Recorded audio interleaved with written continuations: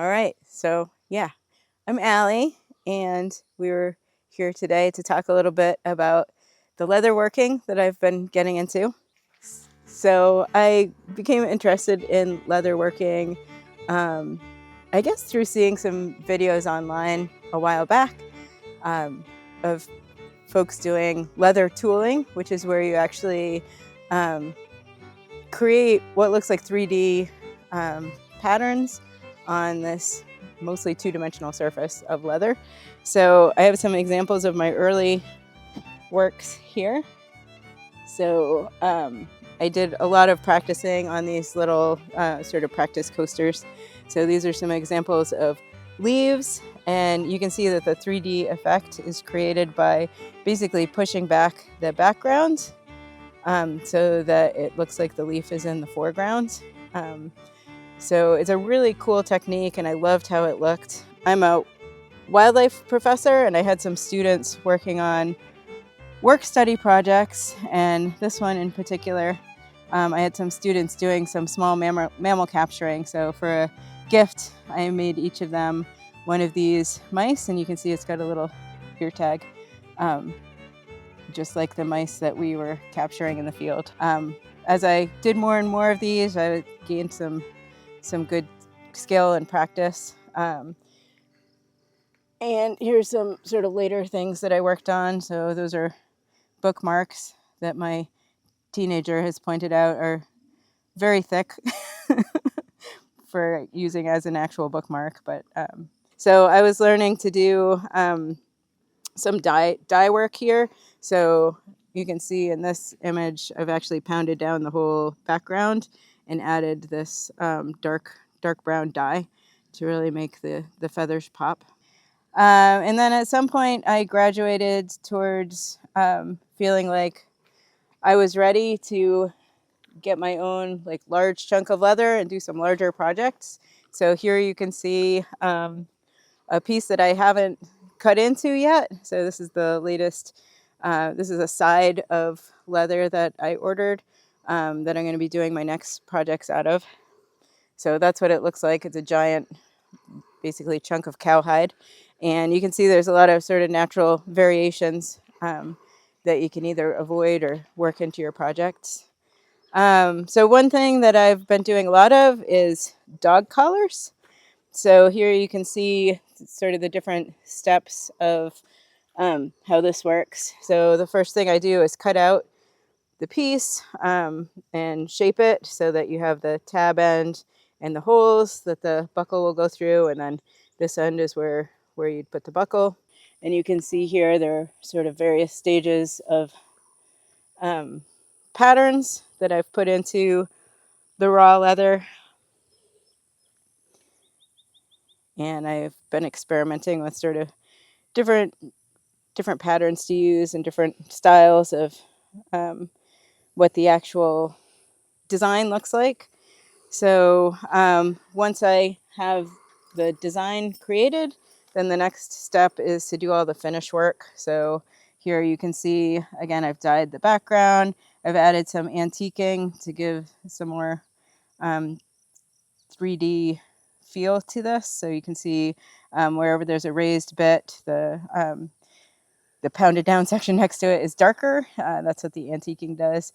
And then I've actually dyed the outer edges of this so that there's a nice contrast between the darker brown and the lighter tan of the raw leather. Again, I was still working out how to actually do the finish coat. This one came out a little streaked. That was before I started airbrushing, which takes care of that. So, but you can see here the edges are now, I've really been working on making my edges better. About that, look at it. I love the quality of that buckle. That's a beautiful buckle. Yeah, yep. So I like using these nice thick buckles on the dog collars because I want them to be really sturdy. So you can see an example. My 7-month-old puppy has been wearing this one since I got him, and the design on this one was a little different, but you can see that it's held up pretty well. He's outgrown it, so I was going to bump him up to the next size today. That's why I took it off of him. But yeah, you can see it's it's held up really well. He goes swimming in it all the time. That's why the leather is a lot darker on this one. It's a great quality buckle, nice and thick. Yeah. And heavy hardware. Yep. Yeah, Perfect. Yeah. I don't worry about it breaking on him. No. So in addition to the dog collars, which are kind of a smaller project, I also do belts. So this is an example of a belt that I made. So using, again, all those same techniques, just kind of larger scale. So I like this particular pattern with the leaves and the flowers and the vines. It's kind of a traditional, it's a pattern I got online. Can't remember if I bought this one or not, but you can buy patterns for different leather patterns. Beautiful. That you want to do. Got some nice hardware on there too, right? Nice brass. Yep. Brass buckles. Very durable. Yeah, there's all kinds of fun buckles you can get to put on belts. So yeah, that brings us to the thing I'm most passionate about, because it connects with what we do musically on the channel. So, and that is making straps for musical instruments. So here are a couple of guitar straps that I made as gifts. So you can see this one here. You see a lot of the same elements that we've seen in the previous stuff. So the cool leaf and floral pattern. And I did a little dyeing on this one, some antiquing, and I think the finish came out pretty good on this one. So I've really gotten a lot better at the finish steps for sure. And then over here, we have this really cool sunflower design that I thought might use some color.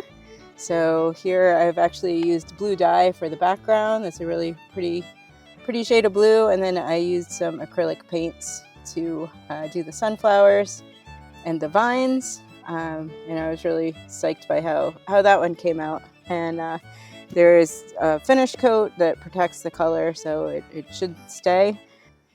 Then the last thing that I've been starting to dink around with is projects that involve a little bit of sewing. So here we have a glasses case. So you can see the tooling, and I incorporated some paint in this one, some color. And you can see that this is a stitched project. It's actually lined with goat skin, I think. So that's a glasses case. Those are fun to give as gifts to glasses wearers. And then these are practical. These are actually Leatherman holders with different patterns that I've created, again, using a lot of the same techniques. So, and I've been wearing one for like a year now, and I've never had a problem with the Leatherman coming out. Okay. I want to. Yep. I'll just do a little.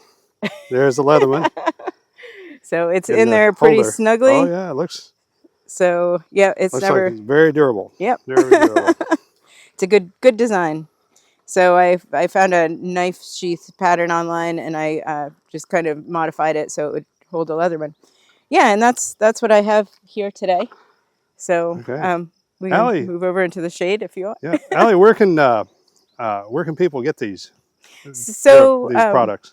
So for now, you can contact me through my email if there's something that you're interested in commissioning, and we can talk prices. You can see that there's actually a lot of steps that go into making anything. So like any handmade leather stuff, I can't offer it cheaply. But yeah, you can contact me via email, and pretty soon we'll have a website set up. Okay, what's your email, Aly? So it's Aly, ALY .McKnight, MCKNIGHT @gmail.com, and we can link that below in the description as well. So okay, yeah. All right. Well, you got some great durable products.